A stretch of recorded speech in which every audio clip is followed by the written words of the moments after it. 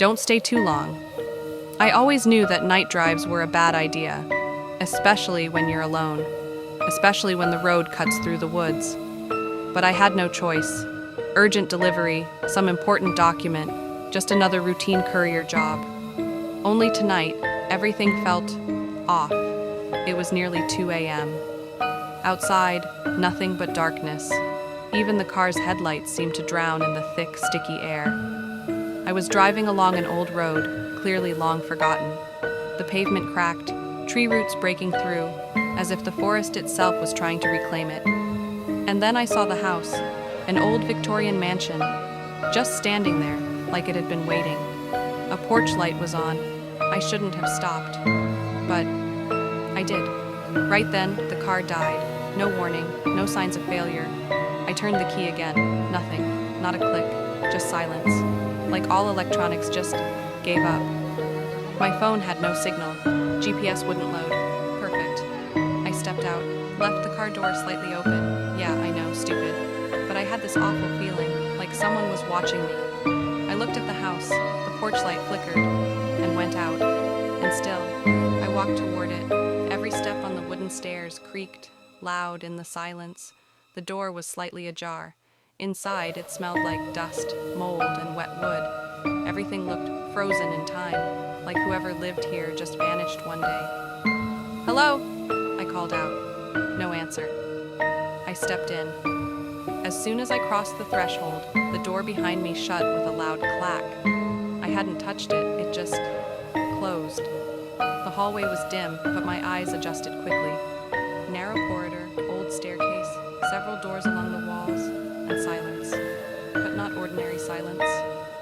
This one pressed down on you, like the house was holding its breath. I passed a mirror in the hallway and froze. There was someone behind me. I spun around. No one. Looked back. The mirror was empty. I kept walking slowly. The walls were lined with old portraits, people in Victorian clothes, but their faces, gone. Just shadows or blurred outlines, like someone had wiped them away. Then, footsteps. Upstairs. Slow, dragging footsteps. I stood still. The steps stopped. Then, a soft voice. A woman's. "Don't stay too long." Barely audible like a whisper in my skull. I looked up the staircase. She was standing there. White dress, long black hair, and no face. Just smooth skin where a face should be, like a mannequin. I stepped back, hitting the wall behind me. My eyes stung. I couldn't breathe. She took a step down. I ran. Slamming into a door, I stumbled into what looked like a sitting room. Everything was dusty except for the fireplace. It was lit. The flames crackled. On the wall, an old clock began ticking. Tick, tock, tick, tock. Then I heard it. A raspy breath coming from inside the fireplace. I leaned closer, don't ask why, and saw something move in the embers.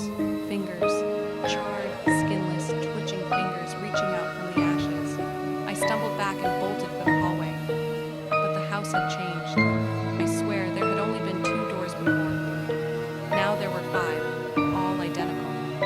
Behind one of them, a soft, crying sound. I picked another, ended up in a dining room. People were seated around the table, still, lifeless, like dolls. Men, women, children, all with eyes shut. In front of them, bowls filled with black liquid.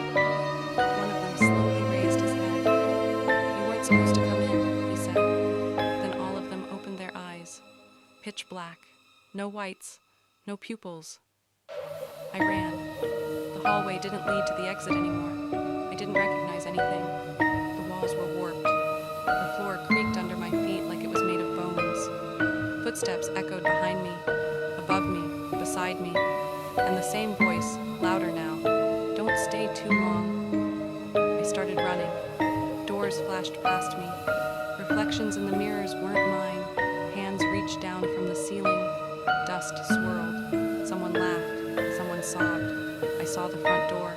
It was open. I sprinted out, jumped into my car. It started instantly, as if nothing had happened. I drove, didn't look back. house slowly faded in my rearview mirror. And here's the strangest part. When I told the police what happened, they exchanged glances.